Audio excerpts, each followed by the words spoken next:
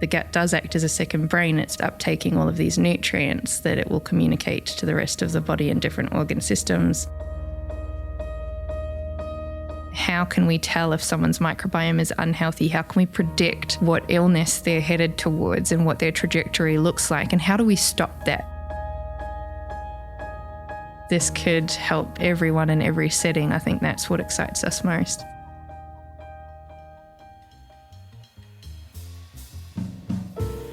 They say the gut is the key to our health, but it's more than just digestion. It plays a crucial role in everything from our mood to our immune system. Yet, for most of us, what happens in our gut is a bit of a mystery. My guest today is shedding light on this fascinating inner world. She's one of the leading voices in gut research with groundbreaking insights on how we can harness the power of our microbiome to fight disease and improve well-being. Dr. Heather Armstrong is an assistant professor in internal medicine at the University of Manitoba and a Canada Research Chair in Integrative Bioscience. An award-winning scientist and a rising star in her field, Heather shares her big ideas on how the gut can transform health and improve medical interventions. I'm really excited to learn more about your research and the big idea that we can treat diseases such as cancer, arthritis, and MS by improving gut health. I'll admit, I didn't think of that connection. It's obviously a complex topic. So to begin, can you explain what we mean when we say gut health and what is the microbiome? Absolutely. So it's a fairly big question, but when we talk about gut health, we're not just talking about the stomach. So the gastrointestinal system actually runs all the way from your mouth and the things that you eat, but your gastrointestinal system runs all the way down to your stomach and from there into your intestinal tract. And so when we talk about gut health, we're not just talking about any individual part of the gut, but from the mouth all the way through the intestinal tract and out the other end. And so when we talk about the gut microbiome, we would typically actually be talking about the intestinal microbiome, so that's past the stomach. But the mouth has its own microbiome, the esophagus has its own microbiome, the stomach even has its own microbiome, and the small intestine and the large intestine have very different microbiomes. So most of the microbes in the gut live in the colon, which is the large bowel, the final stage of the gut. But there are microbes throughout the entire way, and they all have a role to play in our health. And so building on that, your research and a whole bunch of the research happening at the University of Manitoba shows that our overall health, including even our mood and happiness, begins in the gut, as you've described the gut. What's the link between the microbiome and our overall health?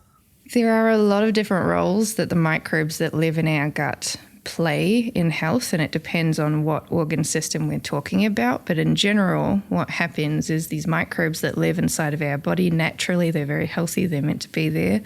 They produce what we would call metabolites. They're just these small molecules that you secrete, almost like how we sweat.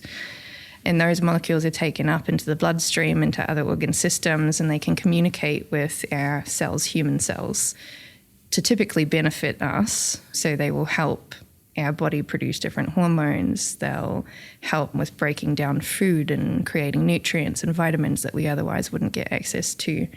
So it's that communication that happens through these small molecules between the microbes and our human cells. That's what's driving the health benefits. And you've talked about how this could be related to happiness.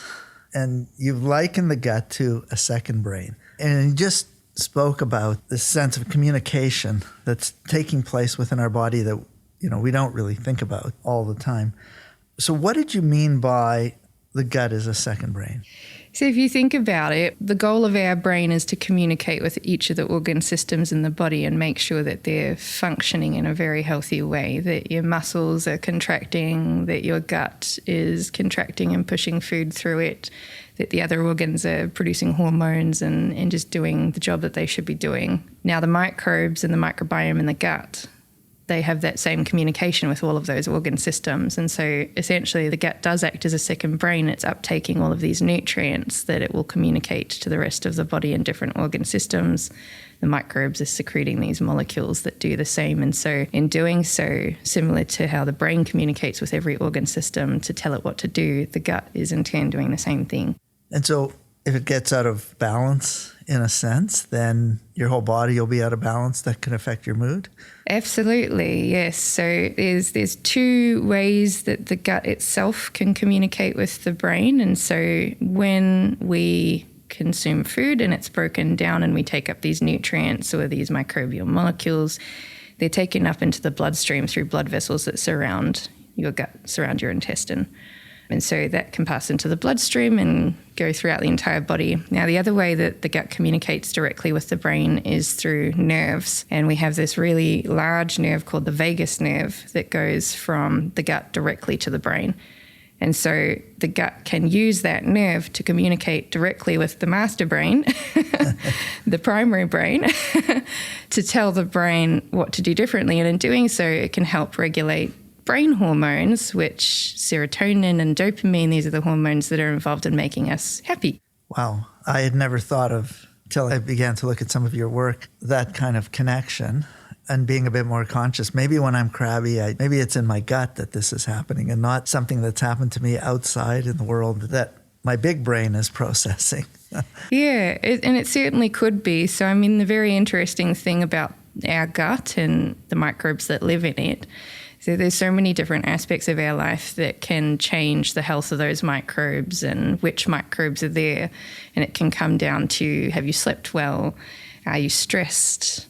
What have you been eating? So there's so many different life factors that can change the microbes in the gut and change what your gut is actually doing. So again, that kind of cross-communicates back to the brain as well. So, you know, if you've had a bad night's sleep and you're feeling crabby, it could just be that your microbiome has changed a little bit overnight. So it's not doing what it should be doing. So let's continue to pick up on the connections. Here at U of M, you and others are finding ways to leverage this complex ecosystem to improve how we treat disease. Can you tell us a little more about that? You've talked a little bit about the interconnections and what really excites you about this line of research? Yeah, for sure. So I think what's quite interesting in the global research community is historically when you read what is the microbiome on the internet, what you're going to find is information about what we call a composition of the microbiome. So it's which microbes are there and how much of each of those microbes is present. So, you know, who's the dominant microbe that lives in the gut, for example. Now, what we're starting to find is it's not just about which microbes are there. So, for example, there are lots of companies that will allow you to pay them to, quote, profile your gut microbiome. And all they're really doing is showing you which microbes are there and how many. The problem is what research has been showing is you could have a gut microbiome that from the surface looks correct. You've got all the right microbes, the right number of them. But if they're not doing their day job, if they're kind of stressed or feeling lazy and they've just got their feet kicked up and they're not producing those small molecules, they're not helping you break down the foods that you're eating, it can be about the functions of those microbes. And so if you're not measuring what those microbes are doing, then you may not actually be seeing the influence that they're having on the body. So it's got to be that two-way communication. If they're just silently sitting in the gut and not doing anything, not communicating with the body, then you won't be receiving that benefit and you may actually be receiving the opposite. They may be harming the body by producing the wrong metabolites and interacting or yelling at the body, being mean to it, communicating in the wrong way. So global research has really started to focus and hone in on what the microbes are doing and measuring microbiome health in very different ways. And I think in doing that, we are really going to see significant strides in better understanding not just which microbes have to be there, but what functions they have to be doing to define health of the microbiome in the gut. So you just provided an example. People can kind of get themselves tested, see if they have the right microbiomes. But as you say, that doesn't necessarily mean you'll have healthy gut. Mm-hmm. And so we can see the line then is that this research could offer hope for leveraging the microbiome for a more personalized medicine and treatments. It may not just be finding out which microbiomes you have, but it's a lot more than that. So how do you expect to see an evolution from kind of standardized care to more patient-specific interventions? Absolutely. So we very excitingly, my team has support from the Western Family Foundation in Canada to do exactly that. So we've got a 3-year program ongoing right now where we are trying to better understand how can we take the microbiome of roughly 1,000 different people and define what is health and kind of come up with these types of biomarkers that can define if someone has a healthy gut or not. And so I think looking forward at what does this mean clinically for personalised medicine, what we're hoping is that in the next 3 to 5 years, we'll have the ability to similarly take a stool sample or a sample from the gut during a colonoscopy procedure, for example, and define what is it, not just about which microbes are there, but what's inside of them, what does their health look like, what are they doing, how are they functioning, and put all of that information together. Now, if you look at this from a clinical perspective and the types of studies that are ongoing right now, you've got so much diversity. So you have everything from fecal microbial transplants to treat C. difficile infections. And those have high success, but one of the limitations is we can't yet define a healthy microbiome. So it's work that's being undergone to define what makes the best donor, what makes a healthy, successful donor versus those individuals who they receive an FMT and it doesn't work, it doesn't benefit them. And then you go all the way through to the studies that have been done in melanoma showing that those individuals who are undergoing cancer therapy, they may not respond to their cancer therapy the first time round, but if they receive a microbial transplant and receive that exact same drug, all of a sudden they do respond successfully and their cancer ends up in remission. So there's just this very wide array of how changing the microbiome can benefit humans in these disease settings, but the question still remains, what is an actual healthy microbiome? I find that very interesting because in listening and speaking to physicians who have been involved in transplants, kidney, heart. I mean, if you think about the early transplants, which were rejected by the body, it sounds a little bit like this at that stage of research where they didn't quite understand all of the connections that had to take place. And now it's much more sophisticated in the analysis. Exactly that. It's very, very similar. So with human organ transplants, you're obviously trying to understand the host cells, which immune cells in the body are going to reject that organ coming from another individual. And so how can we use a drug to suppress the immune system to allow that organ time to integrate with the new host? But it's no different. I mean, the microbe cells that live in our gut, we need to understand what makes that microbiome community healthy. And so how do we know which donors to choose to, for example, use a fecal microbial transplant? And medicine's getting quite interesting. So, I mean, the more we understand which microbes are essential for this process to be successful, there are teams out there that are starting to say, well, do we really need a donor, or could there be a combination of 10 to 20 microbes that are essential for that process to work? And could we actually just create a pill form of this with 10 to 20 beneficial microbes, and that would be enough to receive a health benefit? And does that differ? Does it differ based on the individual? Does it differ based on the disease that they're suffering from? So going back to the initial example, do different cancers differ from an infection? So, infection maybe only needs 3 microbes to be delivered, but cancer being a more complex disease, do you need maybe 20 different microbes to succeed with that therapy? So around the transplants, I mean, this has received a lot of press lately. And listening to you, we could see why. I mean, the potential here is to be able to really have an impact, not just on gut health, but on other diseases also, and not just kind of serious intestinal infections, but beyond that.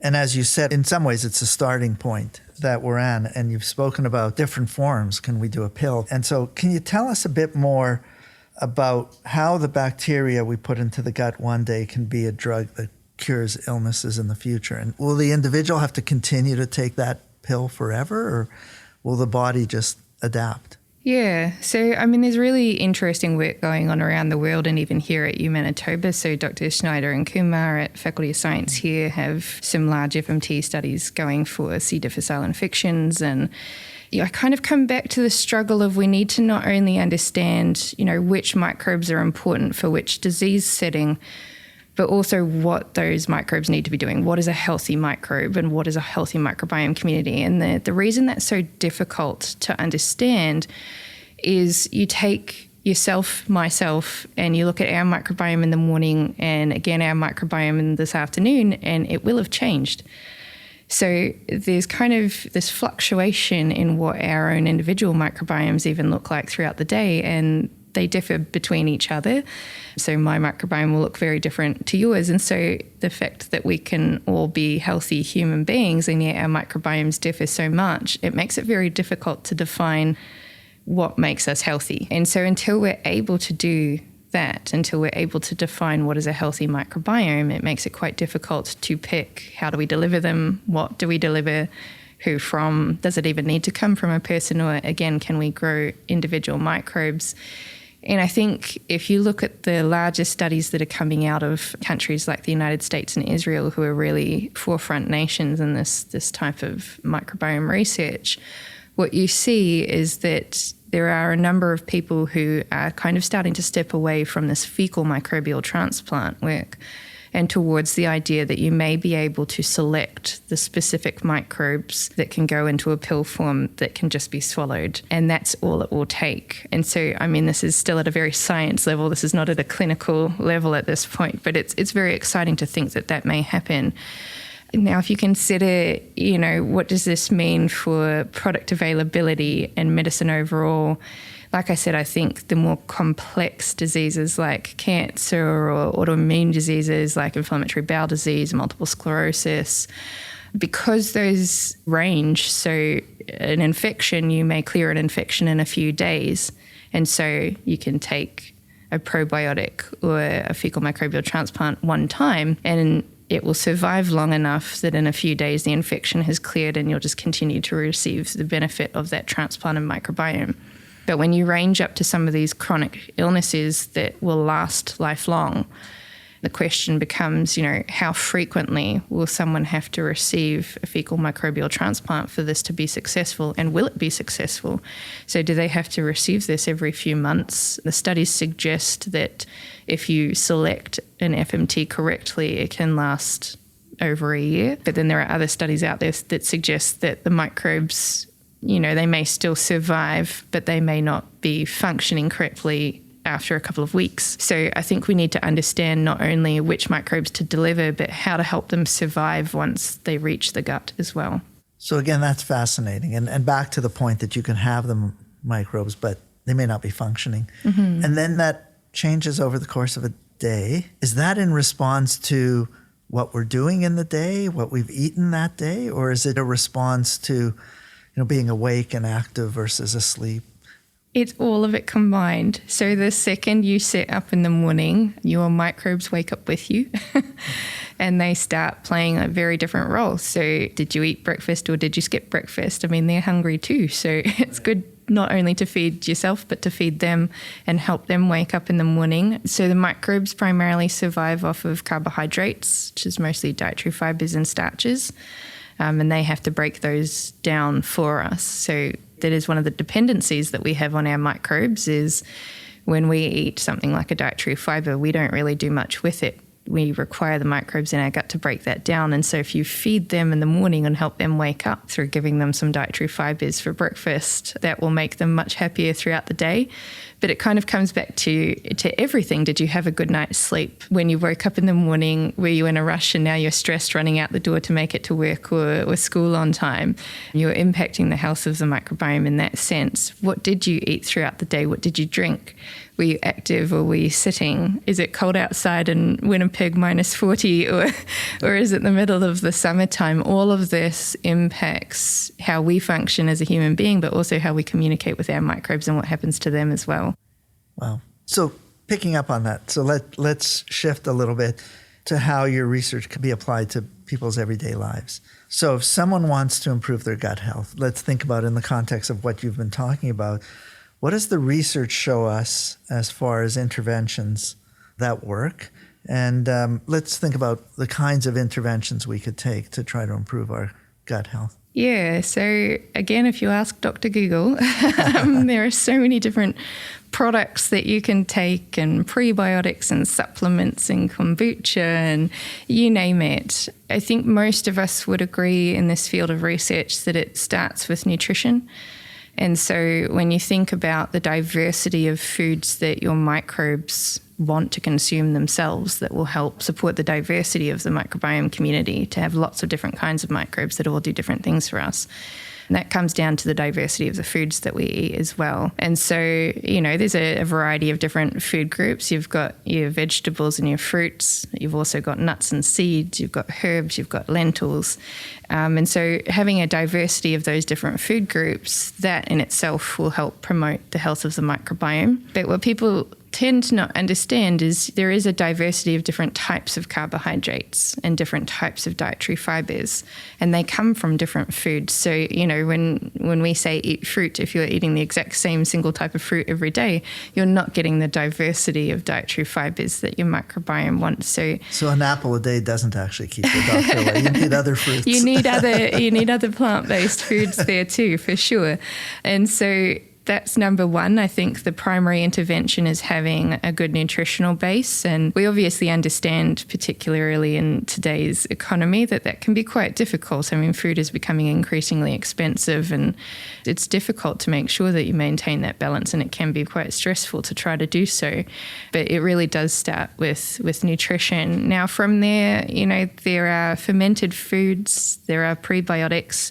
The term prebiotic simply means a type of dietary fiber that can benefit the gut microbiome and in turn benefit gut health. So realistically, if you're looking at these very expensive prebiotic supplements and products, all that's happened is someone else at a company somewhere on earth has taken a plant and extracted the dietary fiber from that plant and put it in a pill for you. So, if you can achieve that from food, it can be just as beneficial, if not more, because you're getting all of the other nutritional value from the whole apple rather than just the dietary fiber from a pill.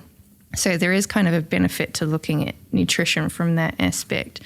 And then when you look at things like fermented foods, essentially what's happening is you're not just getting the benefit of the fiber in the plant, but you're also getting the benefit of the probiotic, which is the microbe that can ferment or break down these aspects of your food. So there's certainly evidence available out there that suggests that, these prebiotic beneficial fibers are very helpful, but you can get them from whole foods. You don't have to buy a supplement. And there are also increasing amounts of research showing that these fermented foods can be very beneficial.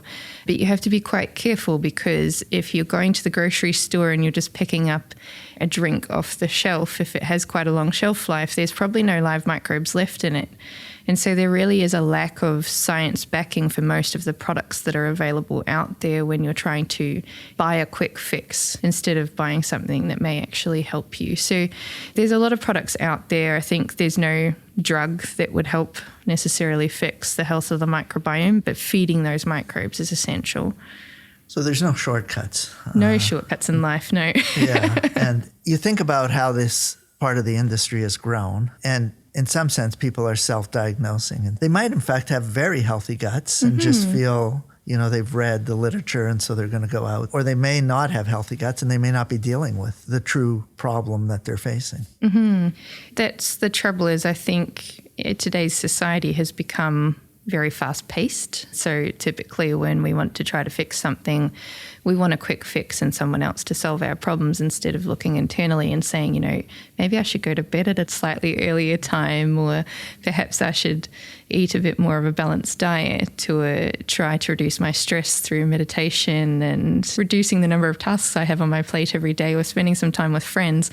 All of these benefits come from our lifestyle. And it's quite interesting because increasingly I think people are becoming aware of of the fact that someone may self-diagnose celiac, for example. That's becoming quite common. But then they'll say, I went to Europe and I could eat breads and everything was fine.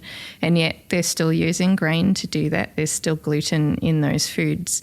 And so what's quite interesting is I think it comes down to where is your food grown? How is your food grown? What does the lifestyle look like? And if you look at some of these European countries where they see less frequent disease or autoimmune disease, for example, the lifestyle is very different. It's still very friends and family oriented. It's low stress. It's slow paced. And so it kind of lends to the fact that many of these health conditions probably come down to lifestyle and environment and the impacts that we are having on our gut and our overall health. Right. The body tells us. Exactly. Yeah, that's fascinating. One of the things I love about doing this podcast is the variety of people that I get to speak to. But over time, finding connections between the work of different researchers. Dr. Megan Azad spoke about how breast milk contributes to the health of an infant's microbiome. Interesting like this, she spoke about how breast milk changes qualities, not only over the course of a day, but over the course of a feeding. And so you're talking about there's similar connections. And your research also looks at how early years of development is a key to establishing a healthy gut. To what extent does this impact kind of the long-term health outcomes? Absolutely. So we have some very exciting work going on with Megan and her team. And it's fascinating the work that they've been doing. But when you think about the microbiome and its development, and our development as a human being, your microbiome essentially is near fully developed by the time you reach about 3 years old, which is incredible. That's a very fast amount of time and you've got a long life ahead of you. So those early life exposures are so essential to developing your overall microbiome. It's that exposure not just to what we eat, but to mum during the birthing process. The birthing process is very messy and that's an important thing. It needs to happen. So you're exposed to all of mum's microbes when you are welcomed into the world. You're exposed to other families' microbiomes when you're placed on their skin in those first couple of minutes. You're exposed to oral microbes when someone breathes at you as a child. And so you think about historically what this would have looked like when we had these big family gatherings to welcome the new family member, and you would have been exposed to every auntie and uncle and cousin and sibling and family and friends. And they all in themselves carry different microbes on their skin, their oral microbes. There are microbes that live in the dirt and in the plants around us, the environment that we're exposed to. And so exposing ourselves in those first few years of life to all of this diversity of microbes in our environment is so essential to help us create our own microbiome. And when that diversity depletes to just mum and dad and maybe a few siblings, that can be very detrimental to the development of that diversity of microbiome that we experience as a human being and that we then carry with us for the rest of our lives. And so if you look at Megan's work and that of other team members she works with, it's quite interesting because, when we think of dietary fiber, we think of celery and, these very solid foods, and that's the fiber is the structural component. But there are types of dietary fibers that are found in mum's breast milk, and they're called human milk oligosaccharides that Megan would have spoken about in her podcast. And so even from day one, we are exposed to this food that our microbes in our gut require to survive for them to break it down and eat themselves. And so that transition that happens from milk feeding onto whole foods and plants, that process, again, that diversity of different plants that you're eating is so essential to help promote the diversity in the different types of microbes that are living and residing in your gut. So some of the work that we're doing with Megan right now is, from our perspective, we're trying to understand if mum is capable of breastfeeding or if a child is on a formula, a store-bought formula. Is there a big difference? Because when you look at formulas, they are increasingly getting these synthetic human milk oligosaccharides placed in them, but historically they would have had plant-based oligosaccharides or fibers that would have been put into them to try to promote the microbiome. But when you think about what an infant needs when they're growing, we're not quite sure that some of these plant-based dietary fibers are safe necessarily for all children. So say you have a child who's taking antibiotics for a very good reason, for a very dangerous infection, and it's essential for them to survive. You're depleting the types of microbes that live in the gut. And so by doing that, are they able to tolerate the types of foods that they're eating? So what our research has shown is that there are certain types of dietary fiber that might be quite dangerous that are actually found in certain infant formulas that may be quite dangerous to the developing gut at an early life stage. And so we're trying to understand, are these HMO or human milk oligosaccharides much more safe in these infant formulas if mum is unable to breastfeed? And Megan's program is so exciting because they obviously have these donor banks that are available for mums who aren't able to produce milk or breastfeed for whatever reason. And so our research is trying to ask the question of, are there certain instances, for example, when a child is on antibiotics, that these biobanks may be absolutely essential for the health of those children? Well, again, really fascinating to think about all the interconnections. The human body is so complex. I love the way you framed it. It wasn't framed in terms of exposure to germs. It was framed as positive exposures that could lead to better health. And so I wonder, sometimes I came from a big family.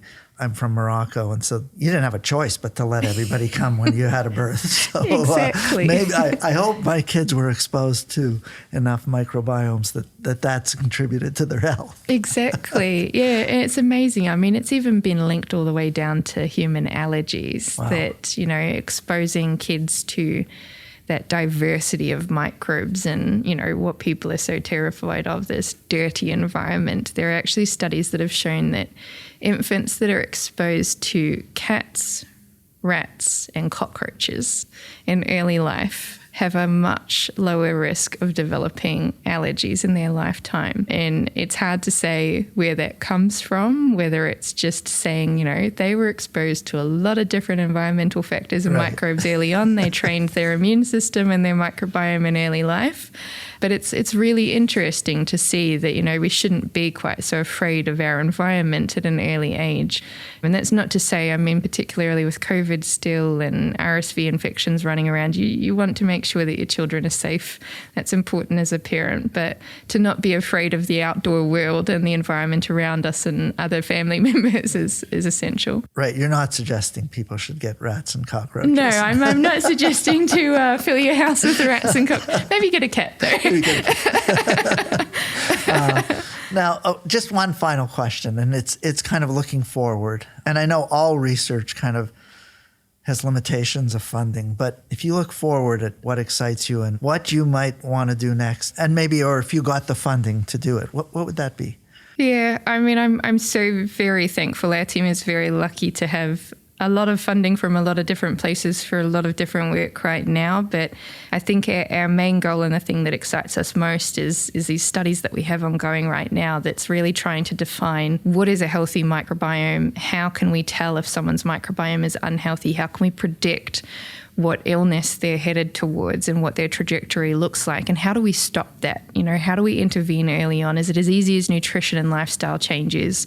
Are there drugs that we can use to target different aspects of the immune system to calm it down and stop it from attacking the microbiome? There's so much diversity in the ways that we can help humans in the gut have health down the road. And I think that's the thing that excites us most. And just the fact that this impacts not just one disease. We're not talking about one illness of the gut. We're talking about every organ system and every type of health that the body will receive in its life. So I think just the open-ended, this could help everyone in every setting. I think that's what excites us most. Heather, thank you so much for that. Look forward to seeing more of your work and how it evolves. And I think this is clearly a really important line of work in health. And thanks for taking the time. Thank you for having me. Thanks for listening to What's the Big Idea with me, Michael Benarroch, President of the University of Manitoba. I hope you enjoyed this fascinating conversation on gut health and its incredible impact on our bodies and minds. If you like this episode, share it with a friend, and visit umanitoba.ca to learn more about our incredible researchers.